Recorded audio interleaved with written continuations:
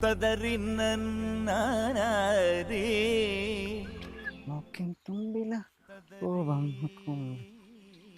ടീച്ചറെ,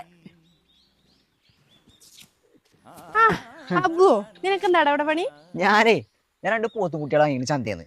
അപ്പോ അയറ്റേക്ക് പുല്ലെന്തേലും അറിയാൻ വേണ്ടിട്ട് ഇങ്ങനെ ഇറങ്ങിയതാ. അത് ശരി, നടക്കട്ടെ. അല്ല ടീച്ചറെ, ഓണം നേടി നമ്മളൊന്നും ക്ഷണിക്കില്ലേ വീട്ടിക്ക്? ആടാ, ഈ ചതയത്തിനൊന്ന് വായോ വീട്ടിക്ക്. പൊന്നാര ടീച്ചറെ, ഇച്ചിങ്ങളെ ചതയും ഒന്നും വെച്ചില്ല, നമ്മക്കുള്ളി തിരുവോണം. നിങ്ങളെ ഡേറ്റ് ഇങ്ങോട്ട് പറഞ്ഞാണ്.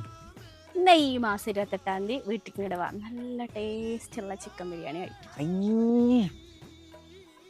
മൂടേ നല്ലൊരു ഓണായിട്ട് നിങ്ങൾ ചിക്കൻ ബിരിയാണി ഉണ്ടാക്കി. അതിനെടാ, ഉത്രാടത്തിനും തിരുവോണത്തിനും ഒക്കെ ഏട്ടന്മാരെ വീട്ടിലാണ് ഉണ്ടാക്കല്. അപ്പൊ അവിടെ സദ്യ ഉണ്ടാക്കില്ലേ, അത് കഴിഞ്ഞൊരു വെറൈറ്റി ആയിക്കോട്ടെ വിചാരിച്ച് ഞങ്ങൾ വല്ല നോൺ വെജും ഉണ്ടാക്കും. ബിരിയാണി ഇപ്പോ എനിക്ക് എൻ്റെ വീട്ടിലും കിട്ടും ടീച്ചറെ.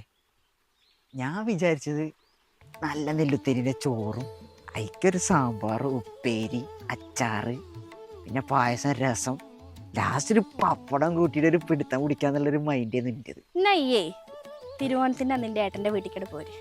ഏട്ടൻ്റെ കൂടെ അതിനെന്താടാ, ഞാൻ ഉണ്ടാവില്ലേ അവിടെ? എന്നാൽ നമ്മൾ അറിയില്ലല്ലോ. ഈ വായോ. അങ്ങനെ ഞാൻ വരാം, കുഴപ്പമൊന്നും. അപ്പൊ ശരി ട്ടാ, ഞാൻ പോട്ടെ. ഓക്കെ. അല്ല ടീച്ചർ, നിങ്ങൾ എങ്ങോട്ട് പോണേ? ഞാനേ വായനശാലേന്റെ ഓണപരിപാടിക്കേ. അന്ന് ഓണപ്പരിപാടി. എന്നാ ഞാനിവിടെ നിൽക്കി. അപ്പൊ എനിക്ക് പോത്തിന് പുല്ലരിയണ്ടേ? പുല്ലൊക്കെ പിന്നെ നിങ്ങൾ നടക്കീന്ന് മുട്ടേറേ ഞാനും കൊടുത്താണ് 10 റുപ്യ. ആ പ്രസിഡന്റിനിട്ട് 4 ഏറ് നിച്ചെറിയണം. ടാടാ, ആ പ്രസിഡന്റിന്റെ കെട്ടിയാനാട്ടോ. അതിനെന്താ നിങ്ങളും കൊടുത്തോളൂ 2 ഏറ്.